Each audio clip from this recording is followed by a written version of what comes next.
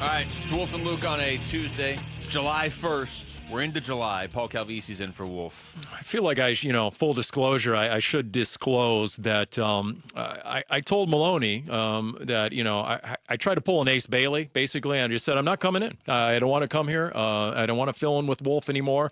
And then she did an end around. She said, well, guess what? You are coming in. You're going to fill in with Luke. Of course, I was agreeable and amenable to that. She got you. Yeah, but the Ace Bailey, just want to let it be known, absolutely under no circumstances should I be drafted to go ahead and play alongside Ron Wolfley. Well, if you pull the Ace Bailey, then all of a sudden you have to have kind of like new representation that's all of a sudden like, what are you talking about? Ace always wanted to play for the Jazz. See, by the way, he loves Utah. He showed up in Utah, or at least he said he's going to show up. Did you see the quote? His quote was, yeah, I have to trust my process. The Sixers was trust the process. Well, that didn't work. Ace Bailey is trust my process. So he's innovative. He new and innovative. I respect that. That should be his nickname. Who was this? There was a Sixer whose nickname was the process. His Ace Bailey should be my process. My process. That should be his nickname. There you go. Get that to his agent. I don't know who his agent is. That's right. He doesn't have one, or he does. He shouldn't. If whoever that guy was, he shouldn't have that person anymore representing him. Well, I'm thinking at some point he's going to look around and be like, hey, this guy could cost me tens of millions of dollars. I might move on. All right, so Paulie, I'm looking at NBA free agency going on now, and teams are starting to make some moves. We're seeing trades yesterday. Cam Johnson gets traded to the Denver Nuggets. You're seeing teams be active, and yes, I understand the Suns were active last week. The Kevin Durant trade was 8 days ago, right? I mean, everything that leading up to and during the draft was just last week. But they are still very limited now in what they can really do to round out the young pieces they've added into an actual team. Because they can't really do much in free agency, with all due respect to Nigel Hayes-Davis. I don't know that that's necessarily like going out and adding Miles Turner, let's say, because of Bradley Beal and his contract that they can't trade, and they're really limited in if they can even stretch and waive, because Bradley Beal would have to take about a $2.5 million pay cut each of the next 5 years for them to do that. So now we're kind of getting into that territory of like, are we just going to have Bradley Beal on the team for another year? So you're saying, sometimes you have to dumb this down for me, okay? Okay. There's no forget a good exit plan with Bradley Beal. There is no exit plan. There is no exit plan that the Phoenix Suns control. So, because he has the no trade, the stretch and wave isn't feasible, viable, even allowable in most circumstances, is now our understanding. Unless he's willing to take less money. Okay. But the Phoenix, I'll repeat this again for everybody that's kind of like, they'll just stretch and wave. They cannot stretch and wave Bradley Beal unless he agrees to a pay cut. Okay. After considerable thought here, at least the last 17 seconds, here's what I've come up with. Calvisi Consulting, the Pauly Roundball Division, suggests the following. We need an answer, so give us one. CP3. Is the answer keeping Bradley Beal, but instituting a new layer of accountability named Chris Paul? Well, that's a good layer of accountability. Do you bring in Chris Paul, who had some brief success with DeAndre Ayton?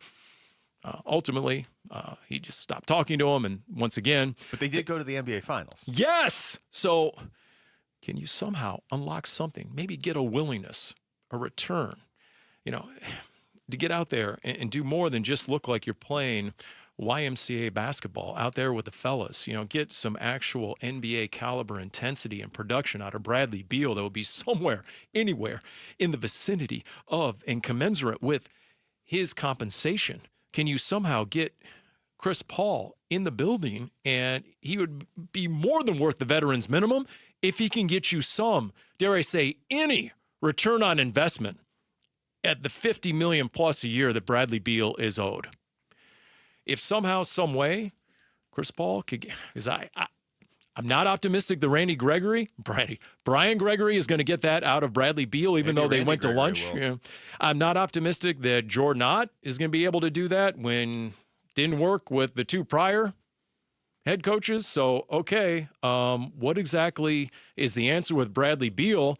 Maybe instead of deleting and subtracting, namely Beal himself and his contract, maybe it's adding someone or something that might actually result in some progress with Bradley Beal. It's amazing that they are as stuck as they are, and this is just the ultimate slap in the face to Valley sports fans. If you've got an owner now that is willing to spend whatever it takes, right? All these years, you didn't have an owner that was willing to spend whatever it takes. Okay, you get Matt Ishbia. He's willing to spend whatever it takes.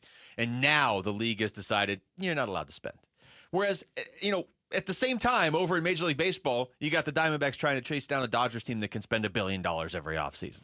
I understand it's two different sports, two different commissioners, but the fact that they cannot get rid of Bradley Beal's contract limits what they can do in free agency.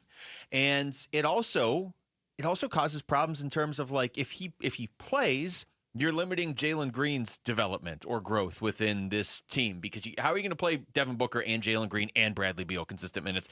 To say nothing of what you would do with Grayson Allen or Royce O'Neal. I mean, I would assume you're moving them at that point, but normally if you're in a situation that's this awkward and this, you can always buy your way out of it. If teams don't buy their way out of it, it's because owners aren't willing to buy their way out of it. Like, hey, you're the GM, you made this mess, you're going to have to deal with it. That's not the case here. Ishbia would buy his way out of this if he could, and he can't. And what do coaches, especially brand new coaches in their very first head coaching gig, hate more than anything else?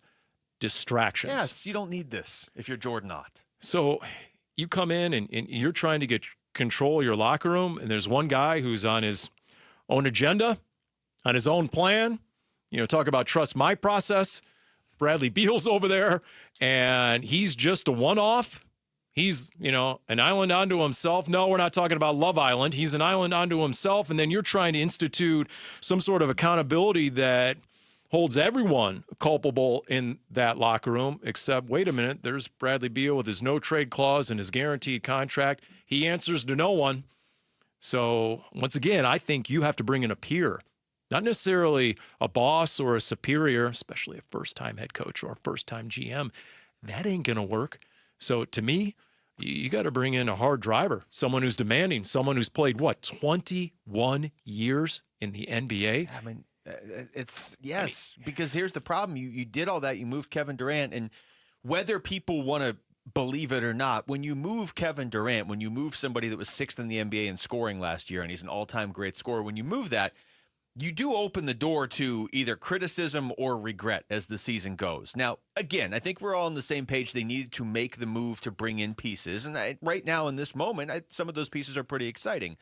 But how is it going to feel if we're in February and the Suns aren't winning because they couldn't go all the way with it because they're still stuck with Bradley Beal, so you couldn't fully rebuild, and the Rockets are going to the NBA Finals? I mean, that's going to be, again, another slap in the face to Phoenix Suns fans that, quite honestly, Suns fans don't deserve another slap in the face. If you're going to move Durant, you would like to be able to move everything that you want to move out.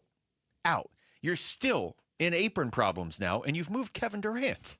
So here's Fred Katz of The Athletic, who was on with he was on with us yesterday, actually, talking about teams Beal might be considering, maybe. What's amazing about the Beal situation is that I think the question has to be, what teams does Bradley Beal have interest in, right? But you got to find a place that he wants to go to. And at least so far, I haven't really found a place that I think he would want to go to that really makes sense for them to take him in from a basketball perspective. I think winning is an important thing to him. I've heard wanting kind of to be in a place where he's actually wanted and feels comfortable is important to him. But at the same time, I know a huge thing for him, I've been told time and time again, is, he moved his family from D.C. to Los Angeles his first year when he was with the Suns. Mm-hmm. He moved them full-time to Phoenix. But I think there's got to be something that is good for him and also good for his family. Mm-hmm. And then also you got to find a team that's actually willing to, take on that money. And that's the problem, Paulie. It's not like Bradley Beal's doing anything wrong. I'm a little surprised if he's still here next season that he would want to still be here next season. I understand there's the just real life stuff. He moved his family here. He probably keeps kids in the same school. I get all that. But I would be a little surprised professionally that he would want to still play on the Suns with the way things are going and with how limited they are with his contract here. I buy all the family stuff. I'm not buying the he wants to win. How long did he stay in Washington? Yeah, and they can't win here with his contract here, even if he plays great. It didn't seem to me like he was too broken up about losing all those games last year when he's smiling out on the floor and the Suns are getting jack-stomped. So, I'm not sure I'm buying the he wants to win and needs to go to a winner. Not so much. More importantly, this is the second segment in a row where you've referenced Love Island, which prompted Jamal during the last break to ask you if you're a big Love Island guy. Yeah, and then he denied being a fan himself, a viewer himself. Yeah, nobody's buying that either. I mean, what are you doing, Rick? Where's the lie detector around here? I mean, we got lies flying around left and right. Let's get some accountability here in this show. This studio is a house of lies. Just scratch off my bingo card, Paulie, bringing up Love Island. And the bingo card is just 25 boxes of that. It's just like, yeah. You know what? You guys profiled the old guy over here. Didn't think I'd bring up Love Island. That's what you get. We're printing these cards tomorrow, Jamal. We got to have these because by then everybody will have forgotten. Thanks for watching Wolf and Luke. Tap to see more and click the button in the middle to subscribe to Arizona Sports.